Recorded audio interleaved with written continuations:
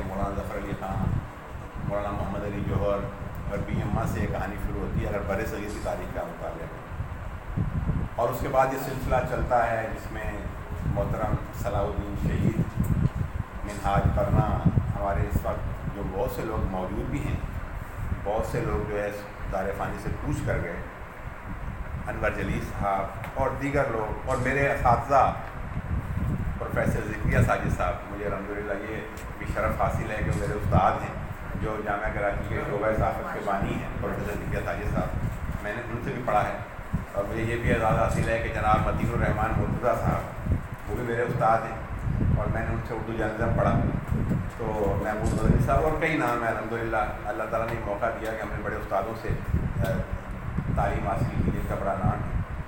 تو وارث قلم کا جو سلسلہ ایوارڈ، یہ تھیم ہمارے کیونکہ کچھ کافی لوگوں نے اب بات کی اس پہ، تو میں نے کہ اس کو واضح کر دوں کہ ہم سمجھتے ہیں کہ جو ہمارے اسلاف جو اصل صحافی تھے، یہ جو دوسرے ہیں ان کو تو ہم صحافی مانتے ہی نہیں ہیں، میں مختصر لفظوں میں کہہ دوں گا کہ ان کو ہم صحافی مانتے ہی نہیں ہیں، تو وہ ان کے لیے کالی بھیڑوں کا لفظ آپ نے استعمال کر دیا تو بس میرا خیال وہی ٹھیک ہے۔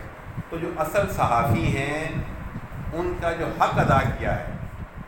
ہم سمجھتے ہیں کہ جن لوگوں نے ان کا حق ادا کیا ہے وہی ان کے اصل وارث ہیں، اور یہ وارث قلم کا جو ایوارڈ ہے یہ انہی کے لیے ہے کہ جنہوں نے صحافت کے جو استاد ہیں ان کا حق ادا کیا ہے، وہ اصلاح کا ہے۔ تو یہ ایک تھیم تھی، اس تھیم کے تحت ہم نے چاہا کہ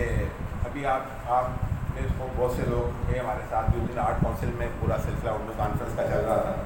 میری آواز بہتر پہنچ رہی ہے سب تک؟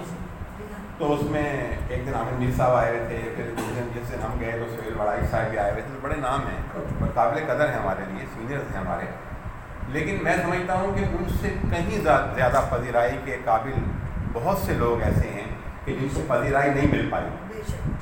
ان کا حق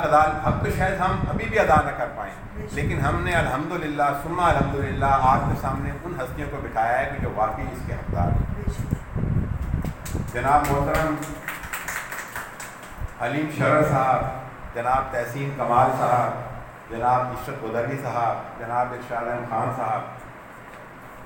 اور ہمارے دو جو نہیں آ سکے بوجہ مجبوری، سوچنا بتایا ڈاکٹر صاحب نے کہ سلیم بھائی جو ہیں وہ دبئی میں ہیں، اور آغا مسعود حسین ان کا جو ہے ایکسیڈنٹ ہو گیا،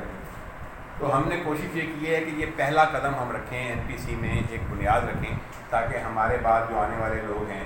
NPC میں یا دیگر جگہ پر بھی اس کی تقلید کرنا چاہیں، اور یہ پہلا ایوارڈ اور دوسرا ایوارڈ بڑا مشکل تھا پہلے ایوارڈ میں، کیونکہ بہت سے لوگ ایسے تھے کہ جو ہم سمجھتے تھے کہ وہ ایوارڈ کے حقدار ہیں، لیکن اب ایک تقریب میں آپ کتنے لوگوں کو اکٹھا کرتے ہیں؟ ہم 2 سے چلے، 3 ہوئے، 3 سے 4 ہوئے، 4 سے 5 ہوئے، اور پھر بھی بہت سے لوگ رہ گئے، لیکن انشاءاللہ تعالیٰ وہ آئندہ اللہ تعالیٰ نے ہمیں موقع دیا، یہ جو بھی لوگ آئے ہمیں امید ہے کہ اس سلسلے کو جاری و ساری رکھیں گے۔ تو یہ تو میں نے ایوارڈ کے حوالے سے تمیز باندھی۔ مزید میں یہ کہوں گا کہ اپنا سلطان جلون بھائی بیٹھے ہیں، تو مختصر میں یہ کہوں گا کہ ہمیں اس وقت بہت اتحاد کی ضرورت ہے، جو کہ ہم میں ہے نہیں۔ میں بات کر رہا ہوں پریس کلبس کی، میں بات کر رہا ہوں صحافت سے متعلقہ تنظیموں کی، مختلف وجہ ہے نہیں، اور میں نے اس فیلڈ میں آگے دیکھا ہے کہ اتنی تنظیمیں ہیں، ویسے تو ہر فیلڈ میں ہیں، لیکن میرا خیال ہے کہ صحافت میں جتنی تنظیمیں ہیں شاید ہی کسی فیلڈ میں اتنی تنظیمیں ہیں۔ تو جب تک ہم متحد نہیں ہوں گے، ہم اپنے مسائل کا نہ ادراک کر سکتے ہیں اور نہ ان کے سلبات کے لیے کوئی کام کر سکتے ہیں۔ ہمیں متحد ہونے کی ضرورت ہے۔ میں زیادہ لمبی چوڑی تقریر نہیں کروں گا، میری یہ خواہش ہے کہ جو ہمارے صاحب ایوارڈ ہیں ان کے بارے میں آپ جانیں اور وہ آپ سے بات کریں کہ وہ کیا کہتے ہیں اس موقع پہ۔ میں بہت شکریہ دوبارہ ادا کروں گا تمام آنے والے معزز مہمانان کا، نیشنل پریس کلب کے ساتھیوں کا، ہمارے میرے سلامتی کے سندھ یونین آف جرنلسٹ کے ساتھیوں کا، اور میں ڈاکٹر صاحب سے گزارش کروں گا کہ ڈاکٹر صاحب اب بلا تاخیر آپ آئیں، اور میرا خیال یہ ہے کہ 1 بائی 1 کر لیا جائے، تو وہ آپ سے